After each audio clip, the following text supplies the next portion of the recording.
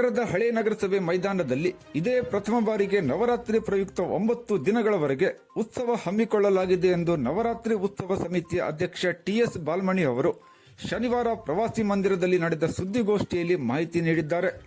September 26ರಂದು ಮುಂಜಾನೆ 10 ಗಂಟೆಗೆ ದುರ್ಗಾದೇವಿಯ ವಿಗ್ರಹ ಪ್ರತಿಷ್ಠಾಪನೆಯೊಂದಿಗೆ ಆರಂಭಗೊಳ್ಳುವ ನವರಾತ್ರಿ ಉತ್ಸವವು ಅಕ್ಟೋಬರ್ 4ರಂದು ವಿಗ್ರಹವನ್ನು ಸೂರ್ಯಾಸ್ತಕ್ಕೂ ಮುನ್ನ ಕುಳ್ಗಿ ರಸ್ತೆಯ ಕಾಳಿ ನದಿಯಲ್ಲಿ ವಿಸರ್ಜನೆ ಮಾಡುವುದರೊಂದಿಗೆ ನವರಾತ್ರಿ ಉತ್ಸವಕ್ಕೆ ತೆರೆ ಬೀಳಲಿದೆ ಎಂದು ತಿಳಿಸಿದರು.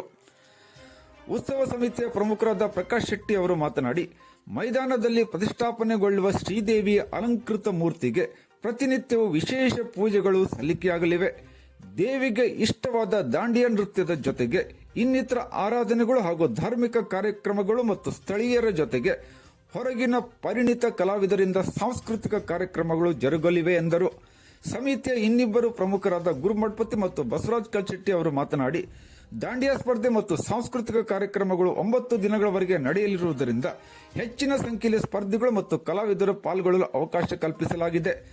ಆಸಕ್ತರು ಮಾಹಿತಿಗಾಗಿ 9448123382 ಸಂಖ್ಯೆಯನ್ನು ಸಂಪರ್ಕಿಸುವಂತೆ ಕೋರಿದರು. ಸೋಮವಾರದಿಂದ ಪ್ರತಿನಿತ್ಯ ಸಂಜೆ 7 ಗಂಟೆಗೆ ಮಹಾಪೂಜೆ, ಪ್ರಸಾದ ವಿತರಣೆ ಹಾಗೂ 8:30ಕ್ಕೆ ದಾಂಡಿಯಾ ನಡೆಯಲಿವೆ. ಸೋಮವಾರ 6 ಗಂಟೆಯಿಂದ 8:30ರವರೆಗೆ ವೇದಿಕೆಯಲ್ಲಿ ಭಜನಾ ಕಾರ್ಯಕ್ರಮ, ಬುಧವಾರ ಇದೇ ಸಮಯಕ್ಕೆ ಸ್ಥಳೀಯ ವಿದ್ಯಾರ್ಥಿಗಳಿಂದ ಸಾಂಸ್ಕೃತಿಕ ಕಾರ್ಯಕ್ರಮ, ಗುರುವಾರ ಇದೇ ಸಮಯಕ್ಕೆ ಸ್ಥಳೀಯ ಕಲಾವಿದರಿಂದ ಕರೋಕಿ ರಸಮಂಜರಿ ಕಾರ್ಯಕ್ರಮ, ಶುಕ್ರವಾರ ಸಂಜೆ 6 ಗಂಟೆಯಿಂದ 7ರವರೆಗೆ ಸ್ಥಳೀಯ ಮಕ್ಕಳಿಂದ ದೇವಿಯ ವೇಷಭೂಷಣ ಸ್ಪರ್ಧೆ ಹಾಗೂ 7:30ರಿಂದ 8:30ರವರೆಗೆ ಅರಿಶಿಣ ಕುಂಕುಮ ಕಾರ್ಯಕ್ರಮ ಜರುಗಲಿದೆ. ಶನಿವಾರ ಸಂಜೆ 6 ಗಂಟೆಯಿಂದ 7 ಗಂಟೆಯವರೆಗೆ ಸಾಂಸ್ಕೃತಿಕ ಕಾರ್ಯಕ್ರಮ, 7:30ರಿಂದ 9:30ರವರೆಗೆ ದಾಂಡಿಯಾ ಹಾಗೂ ರಾತ್ರಿ 10 ಗಂಟೆಗೆ ದಕ್ಷಿಣ ಕನ್ನಡ ಜಿಲ್ಲೆಯ ನುರಿತ ಕಲಾವಿದರಿಂದ ಯಕ್ಷಗಾನ ಪ್ರದರ್ಶನ. ರವಿವಾರ ಸಂಜೆ 6ರಿಂದ 8:30ರವರೆಗೆ ಮನೋರಂಜನಾ ಕಾರ್ಯಕ್ರಮ, 8:30ಕ್ಕೆ ವಯೋಮಿತಿ ವಿಭಾಗದ ಗುಂಪು ದಾಂಡಿಯಾ ಸ್ಪರ್ಧೆ, ಸೋಮವಾರ ಸಂಜೆ 6:30ರಿಂದ 8:30ರವರೆಗೆ ವಿವಿಧ ರೀತಿಯ ಮನೋರಂಜನಾ ಕಾರ್ಯಕ್ರಮ ಹಾಗೂ 8:30ರಿಂದ ವಯೋಮಿತಿಗೆ ಅನುಗುಣವಾಗಿ ದಾಂಡಿಯಾ ಸ್ಪರ್ಧೆ ಏರ್ಪಡಿಸಲಾಗಿದೆ. ಈ ಸಂದರ್ಭದಲ್ಲಿ ರೋಷನ್ ನೇತ್ರಾವಳಿ, ನರೇಂದ್ರ ಚವ್ಹಾಣ್, ಸುರೇಶ್ ಕಾಮತ್, ಶಾರದಾ ಪರಶುರಾಮ್, ರವಿ ಗಾಂವ್ಕರ್, ದಶರಥ್ ಬಂಡಿವಡ್ಡರ್, ಎಸ್.ಎನ್. ಪಾಟೀಲ್, ಬುಧವಂತಗೌಡ ಪಾಟೀಲ್, ರವಿಕುಮಾರ್ ನಾಯ್ಕ್, ರವೀಂದ್ರ ಶಾ, ಅಶ್ವಿನಿ ಮೊದಲಾದವರು ಉಪಸ್ಥಿತರಿದ್ದರು.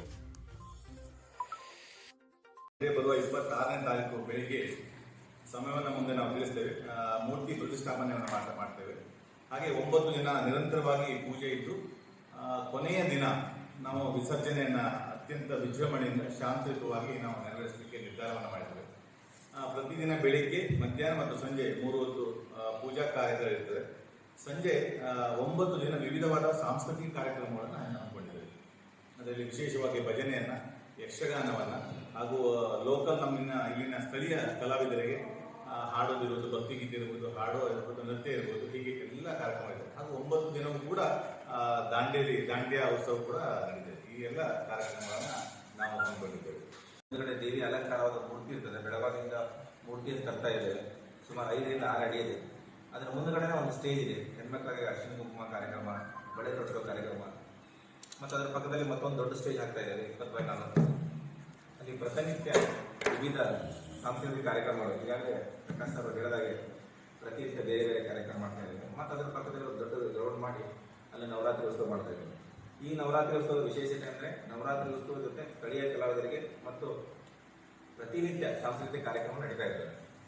ಹಾಗಾಗಿ ಪತ್ರಕರ್ತರಲ್ಲೂ ಕೂಡ ವಿನಂತಿ ಇದೆ, ದಾಂಡೇಲಿಗೆ ಪ್ರಥಮ ಬಾರಿಗೆ ನವರಾತ್ರಿ ಉತ್ಸವದಲ್ಲಿ ಮೂರ್ತಿ ಪ್ರತಿಷ್ಠಾಪನೆ ಮಾಡಿ ನವರಾತ್ರಿ ಉತ್ಸವ ಮಾಡ್ತಾ ಇದ್ದೇವೆ.